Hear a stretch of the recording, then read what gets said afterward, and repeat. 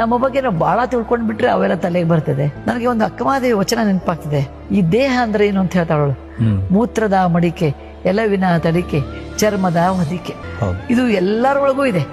ನೀವು ಎಷ್ಟೇ ಜನಪ್ರಿಯರಿರ್ಲಿ, ನೀವು ಕೊನೆಗಿರೋದು ನಿಮ್ ದೇಹ ಇಷ್ಟೇ. ನೀವು ಎಷ್ಟೇ ಮೇಕಪ್ ಮಾಡ್ಕೊಡ್ರಿ, ಕೊನೆಗೆ ವಯಸ್ಸಾದ್ಮೇಲೆ ಕಾಣೋದು ಇಷ್ಟೇ.